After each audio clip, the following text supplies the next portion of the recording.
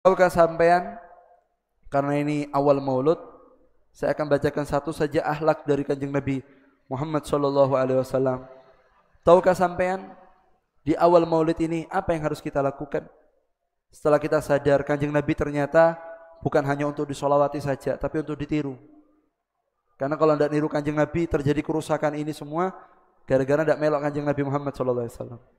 Nah, pertanyaannya, Beb, langkah apa yang harus saya mulai? Langkah yang harus dimulai niku tunggal, yaitu kita bersifat dengan sifat pertama kanjeng Nabi Muhammad sallallahu alaihi wasallam. Ngapa, Beb? Kanjeng Nabi ini, Pak, sebelum beliau dipanggil Nabi, sebelum beliau dipanggil Rasul, beliau dipanggil Amin. Beliau dipanggil Al-Amin. Apa artinya Al-Amin? Orang yang terpercaya.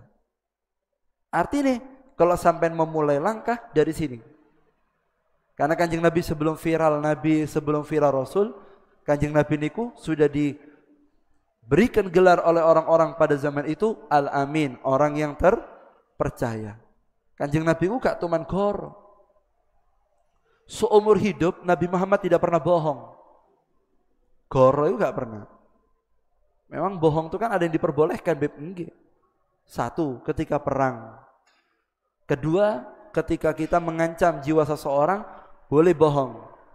Dan yang ketiga, untuk mengkondisikan istri, boleh bohong. Nyonya ngamuk-ngamuk, goroi sitik, gak apa-apa. Aja kakek tapi ya, aja ngatarani sampai. Itu tidak apa-apa, tidak dosa hukumnya. Enak ya, enak. Padahal yang enak ya masakannya. Asin, pas. Padahal rada asin. Memang gitu, Pak. Goro sitik untuk mengkondisikan rumah tangga, itu dianjurkan.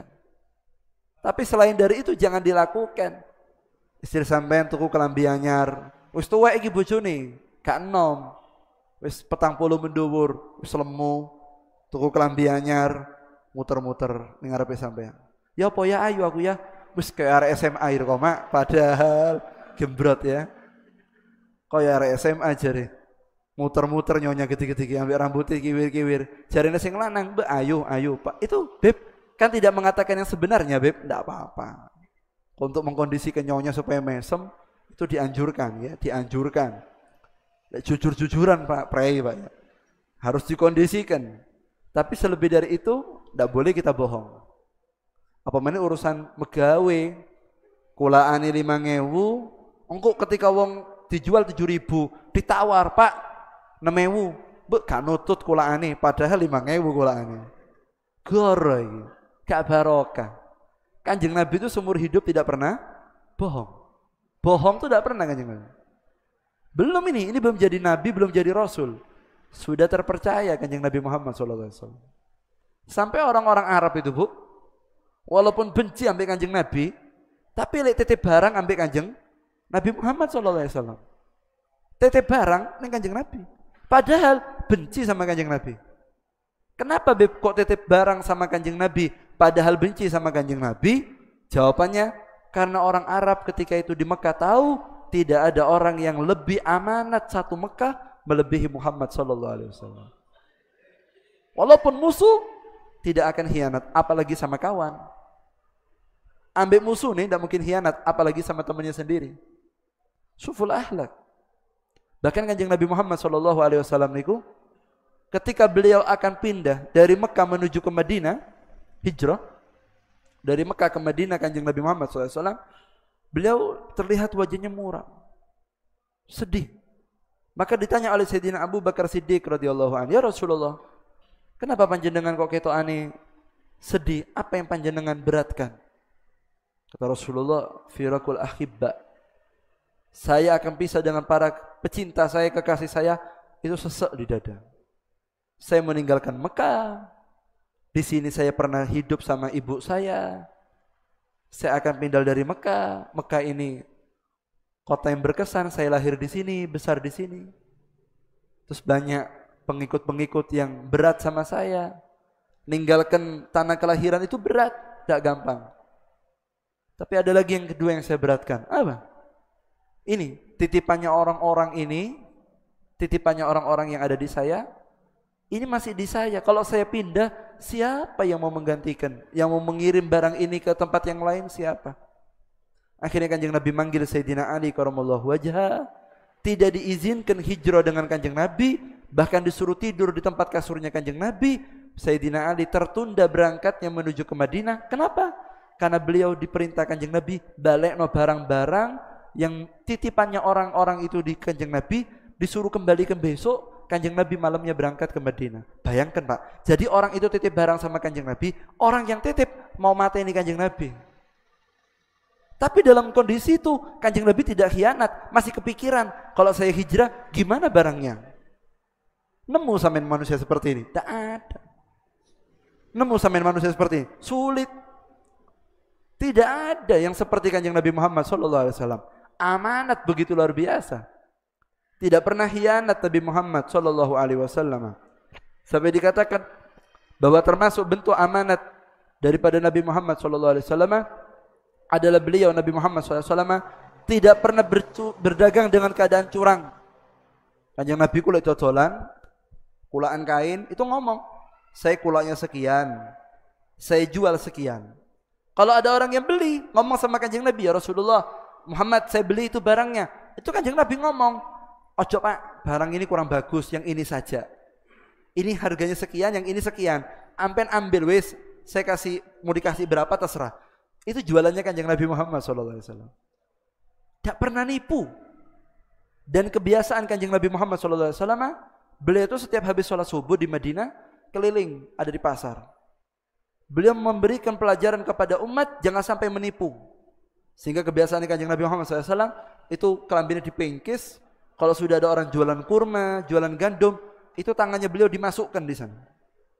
Kalau ternyata di kurma tadi itu yang bawa ada yang basah atau gandum itu ada yang basah, maka diangkat sama Kanjeng Nabi, kok dhuwuri garing sing isor kepus. Berarti kan mix, tahu mix sama? Dicampur antara kepus sampai garing. Berarti kan timbangannya kan nyampur kok. Karena barang kepus itu pasti lebih berat daripada benda yang kering. Lah kalau di mix beb kan enggak pati ngetara nih beb. Nah, tapi kan timbangannya nakal nanti.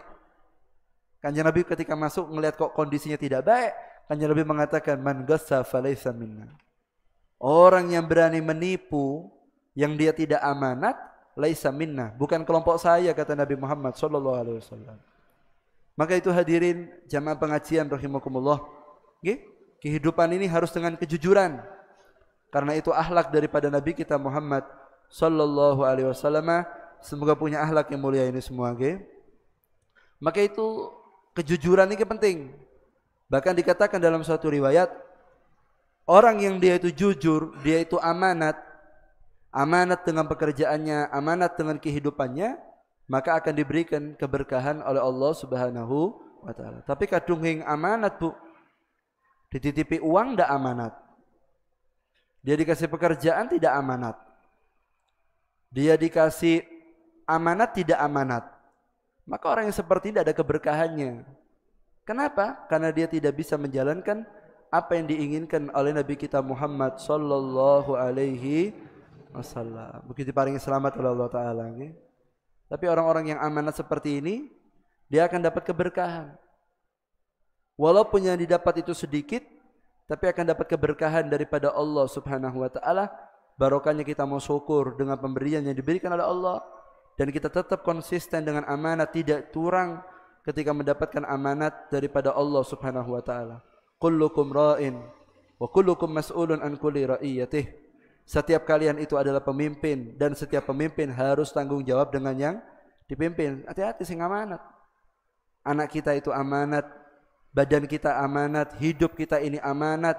Semua yang diberikan Allah itu amanat. Dan kapan-kapan akan dimintai tanggung jawab oleh yang memberi, yaitu Allah Subhanahu wa taala. Semoga kita menjadi orang-orang yang ahli amanat, ya. Kalau sudah amanat gini Pak, berkah. Berkah. Tapi orang yang tidak amanat tidak mungkin barokah. Tidak mungkin barokah. Tapi kalau sudah amanat akan datang manfaat daripada Allah Subhanahu wa taala. Makanya orang-orang dulu itu didik anaknya supaya amanat. Tidak boleh curang. Tidak boleh curang. Ada satu guru, okay? Ada satu guru. Santrinya ngomong sama gurunya, "Guru, saya ini kepingin jadi orang dekatnya Allah." Kata gurunya, "Gampang. Kalau kamu mau jadi dekat Allah, kamu ngaji sama saya. Melok majelis dan seterusnya." Setelah dia ngaji dan seterusnya, akhirnya sampai titik terakhir, ujian terakhir. Apa kata gurunya? "Santri, ini barang antarkan ke Ustadz Fulan. Sampaikan ke Ustadz Fulan, kasihkan sudah, saya kirim salam." Oh siap. Tempatnya kotak gitu gua, ditutup, dibawa. Ternyata di tengah perjalanan, kotaknya ini gerak. Kotaknya itu gerak. Karena penasaran, akhirnya diintip. Diinceng isi ini, ala isi ini iki ya, ditutup mana? Dikena guru nih. Terus katanya gurunya, "Gimana? Sudah diantarkan?" "Sudah guru." "Sampai barang, sampai." "Ya sudah, kamu boleh pulang sekarang." "Loh, maksudnya?" "Wis lulus wis." "Loh, saya kok belum jadi wali?" "Oh ya, gara-gara tadi di jalan kamu nginceng, tidak amanat, akhirnya kamu wurung untuk jadi orang dekatnya Allah Subhanahu wa taala." Telah Mbak, nginceng biain, ndak amanat, wurung jadi orang soleh. Apalagi kita, bukan uangnya dipakai, uang umum disele, engko dibayar, ngole Pak. Kadang-kadang duwe kasir dinte 30.000, kau mulai. Kelendi terus. Mari ngomong-ngomong isun mulut dan BPM bisa, Pak.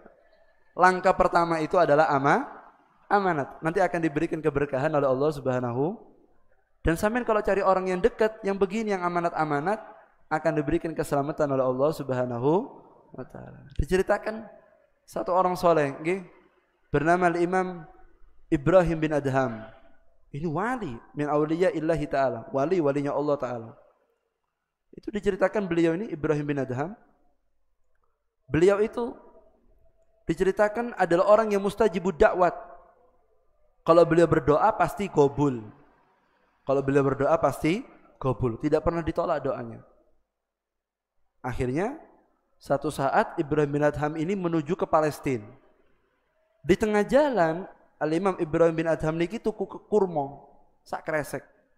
Gak ada kresek, tuku kurma 1 kresek dibawa. Sampai di perjalanan dimakan. Sampai di Palestina kurmanya habis.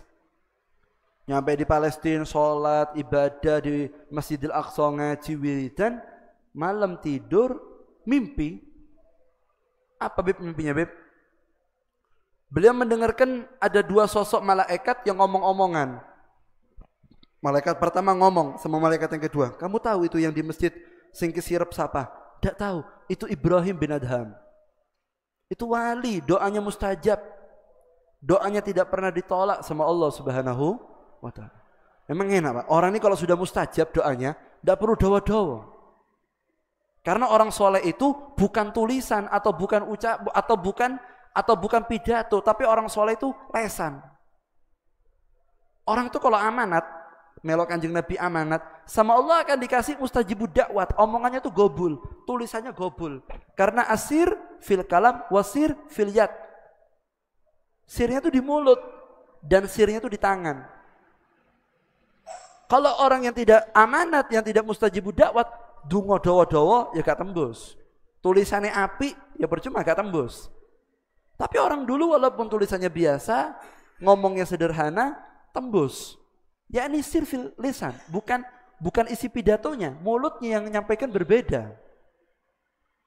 Orang kalau sudah gobul doanya, tidak panjang-panjang Bu, dicekel gediki waras. Waras. Dicekel waras, diomongi waras, bukan omongannya. Lesannya yang berbeda. Lah Ibrahim bin Adham ini lesannya beda dengan lesan orang-orang karena beliau amanat. Termasuk wali yang mustajibud da'wat yang sampai sekarang masih masyhur dan terkenal di Tanggul adalah Habib Shalih bin Muhsin Al-Hamid, Tanggul. Habib Shalih Tanggul ini Masya Allah. Setiap beliau ngomong bagus.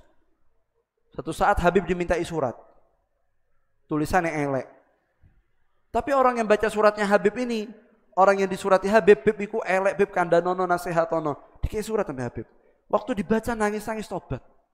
Terus tanya muridnya, Habib tulisannya antum. Biasa katanya Habib, asir mahu fil kitab, yani fil yad. Rahasia itu bukan di tulisan, tangan yang menulis siapa. Asir fil lisan, mahu fil kalam. Satu saat Habib Shalih bin Muhsin ini diundang. Diundang sama Raja Saudi waktu itu. Anaknya sakit, supurone. Tidak bisa kencing, tidak bisa beol. Mau tidak mau, akhirnya dibuatkan lubang untuk pembuangan. Karena sakit parah, dipanggilkan dokter macam-macam, tidak sembuh. Akhirnya raja ini konsultasi kepada ulama bernama Al-Imam Sayyid Alwi bin Abbas Al-Maliki, wali besar. Memang ngono, Pak. Masyarakat itu lek mentok kiai. Lek gak mentok gak kiai. Pertama ini dokter, dukun, mentok kiai. Iku seujung ya, Mas. Ujungi mesti kiai. Lek gak kiai Habib. Iku ujung mentok wis. Berarti lek ana wong ning omah atau omahe kiai njaluk banyu iku wis mentok. Wis nyoba macam-macam, tuku togel gagal, nomor gak tembus, judi online yo nguntung, gagal, wis bingung. Yai, iku ujung-ujunge guys. Ujung-ujunge. Cuma permasalahan nih, iki permasalahan Ibu. Ngetokno dokter juta-jutaan, ratusan juta, ngedol tuku, ngedol sertifikat, ning yai 50.000. Nah iki. Paket hemat iki. Salah. Harusnya imbang kan begitu. Ujung-ujungnya yai, iku ujung guys, mentok kiai. Anake nambeng wis mari diadusi petung banyu, dijalukno topo ning alas puro ambek watu dodol digabungno, magi mandi ujung-ujunge yai, mesti yai ujung-ujunge. Kabeh iku ujung-ujunge ulama terakhir. Raja iku wis mentok, operasi gagal ini macam-macam, ujung-ujungnya Habib Alwi, sudah ujung-ujungnya. Habib Alwi ini orang soleh. Ini yang Habib, anak punya masalah Sayyid, ini gimana caranya? Katanya Habib Alwi, oh ini masalah ringan. Masalah ringan. Gimana ringan? Ini sakit, tidak bisa sembuh. Saya punya kenalan di Jawa, ada Habib namanya Shalih bin Muhsin. Biar saya panggil Raja, nanti biar Habib ngobati penyakitnya anaknya antum. Apa dokter? Bukan dokter. Apa spesialis? Dua spesialis sih. Apa sekolah nih? Gak sekolah. Lah terus wali. Wali ini pangkat yang tidak dicari. Yang bisa, ini pangkat teko Allah Ta'ala. Duduk gara-gara lulus ujian. Minallah. Bukan gara-gara ujian yang api rapotnya ranking siji dadi wali, mboten. Iki dari Allah. Jurinya langsung Rabbul Alamin. Datang, Pak. Diundang Habib Shalih bin Muhsin nyampe di kerajaan, tamu kerajaan sing ngundang raja ya. Pesawatnya khusus. Habib mudun di bandara ketemu Habib Alwi peluk-pelukan, dibawa ke kerajaan. Katanya Habib, ada apa? Ini Habib ada anaknya raja sakit, diceritakan penyakitnya, tidak bisa buang air, ada lubang, ini kesian, kepengin diobati, ini itu. Oh ya sudah. Tapi nanti ke tempatnya ente ya, ke tempatnya kau ya. Oh iya, ke situ dulu Beb. Nyampe di kerajaan, ketemu sama si anak yang sakit di atasnya kasur. Katanya Habib Shalih, mana yang sakit? Itu. Dilihat sama Habib Shalih. Oh, rajanya datang. Oh, sampai pengawaling. Mana yang namanya Habib Shalih? Itu. Antum Habib Shalih, nah. Bisa ngobati anak saya. Mana anaknya itu? Diparah nih Pak, anaknya Pak. Dicekel lagi gere. Kegere ini dicekel. Bekher itu ya, bekher. Artinya gini, sehat.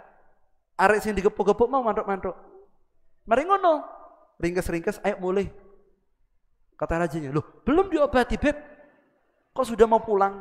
Enggak, saya tidak mau di sini, saya mau pulang. Ayo Habib Alwi, saya ke tempatnya antum saja. Saya panas di sini, tidak enak. Wong soleh ngono Pak. Cedek wong sugih ku kemeringet. Nggih, tapi kadung tekone pengajian wong biasa-biasa adem. Beda baik gini nggih. Longgo wong miskin keperinget. Longgo wong sugih adem gitu ya. Masya Allah, semoga dapat barokahnya orang-orang soleh nggih. Panas Pak, jaluk mulai yuk, gak betah gitu. Ke rumahnya antum saja, Alwi. Oh ya sudah Beb, kalau antum memang minta pulang, ayo pulang. Rajane ngamuk. Main-main kita datangkan pakai pesawat. Saya datangkan tuan ke sini, ternyata ditinggal pulang begitu saja. Habib Shalih bin Muhsin. Raja, asir fil yad.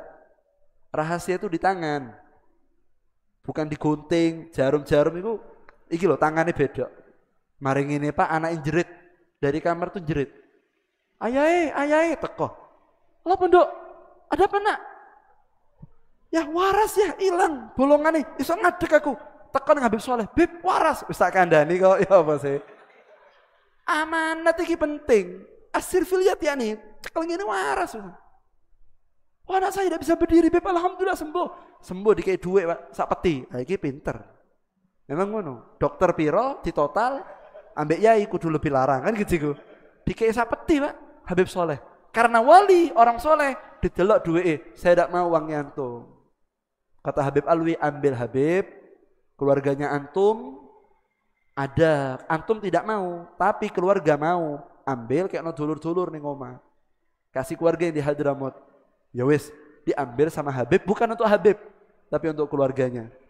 Begitulah hadirin, ketika orang itu amanat, akan diberikan rahasia, anugerah dari Allah Subhanahu wa ta'ala. Nah, Ibrahim bin Adham ini mustajibud dakwat. Tapi kata malaikat yang kedua matur, dulu mustajibud dakwat, sekarang sudah tidak gobul lagi doanya, tidak diterima sama Allah. Maka tanya ini, malaikat yang satunya tanya, loh kenapa Ibrahim bin Adham ini kok doanya tidak diterima lagi? Kata malaikat satunya, kemarin beli kurma satu kresek, ada satu kurma yang gelondong masuk di kresek itu kena makan, gara-gara itu worong jadi orang dekatnya Allah Subhanahu wa ta'ala. Dicoret dari daftarnya aulia, dicoret. Kaget Pak, Ibrahim kaget. Astagfirullahaladzim. Langsung cepat-cepat balik ning warung sing pertama itu. Orang dulu tidak cepat perjalanannya, berminggu-minggu. Sampai di lokasi ternyata yang jaga warung sudah orang lain. Letanya, mana kemarin yang jaga warung berapa hari yang lalu? Oh itu ayah saya. Lo mana sekarang? Kok tidak jaga toko lagi? Sampai siapa? Saya anaknya. Lo kemana ayahnya? Kok tidak jaga toko? Kata si anaknya, ayah saya sudah wafat. Hah? Sudah meninggal? Iya, kemarin itu sakit terus wafat. Sudah selesai 7 harinya. Betul sampai ini anaknya. Pak, saya mau cerita boleh? Gimana? Saya kemarin itu berapa waktu yang lalu beli kurma. Ada satu kurma yang tidak saya beli gelondong di kresek itu kena makan. Saya minta halalnya. Kata si anak tadi, loh saya halal. Masalahnya saya ini 7 bersaudara. Itu berarti kurma sudah jadi ahli waris. Kalau saya ikhlas, yang 6 ini belum tentu ikhlas. Di mana rumahnya? Kasaran ini yo, siji Banyuwangi, siji Jember, Probolinggo, Surabaya, Tuban, Maringono, Solo, ambil Jogja. Aduh, berangkat Pak demi satu kurma. Per keluarga didatangi diminta halalnya. Sudah selesai 7 keluarga didatangi semuanya, balik lagi ke Masjidil Aqsa, doa sama Allah Ta'ala, kesirep mimpi lagi, malaikat yang mengatakan, sekarang doa kamu sudah gobul karena satu kurma yang kemarin sudah halal. Pertanyaannya, kalau kita ini hidupnya tawur-tawuran, tidak amanat, ngalor gitu dicuwut, dari mana doa kita akan gobul, dari mana amal kita akan gobul, dari mana kita akan mendekat ke Nabi Muhammad SAW. Maka sengaja oleh Allah Ta'ala Kanjeng Nabi itu disetel, sebelum Kanjeng Nabi viral sebagai Nabi, sebelum Kanjeng Nabi viral sebagai Rasul, beliau sudah viral sebagai orang yang jujur, al-amin, amanat, supaya kita jadi orang yang amanat. Langkah pertama kita di bulan Maulid di hari pertama ini, kita meniru akhlak pertama Rasulullah itu amanat, sehingga betul-betul sisa daripada bulan Maulid ini kita menjadi orang yang amanat, sehingga betul-betul apa yang kita lakukan akan gobul, salat kita akan diterima, zikir kita diterima, majlis kita diterima, keberkahan kita mengikuti daripada Nabi Muhammad SAW. Tapi saat kita sudah kehilangan amanat ini saudara, maka tidak akan ada keberkahan dari Nabi kita Muhammad SAW. Begitu monggo melalui pengajian ini, ayo Kanjeng Nabi ini bukan untuk disolawati saja, tapi untuk diikuti, ditiru. Kalau sampai mau niru, diantaranya yang awal yang perlu kita perhatikan amanat anak istrinya, itu amanat titipan, digunakan yang baik, harta titipan, semuanya titipan. Jadilah kita orang yang amanat, yang tidak menipu dengan apa yang diberikan Allah Ta'ala, kembalikan lagi kepada Allah Ta'ala, karena semuanya itu hanya hak pakai, bukan hak milik. Kapan-kapan akan diminta oleh Allah SWT. Mumpung masih punya kita manfaatkan semaksimal mungkin, sehingga betul-betul bisa mendekatkan kita kepada Nabi kita Muhammad sallallahu alaihi wasallam.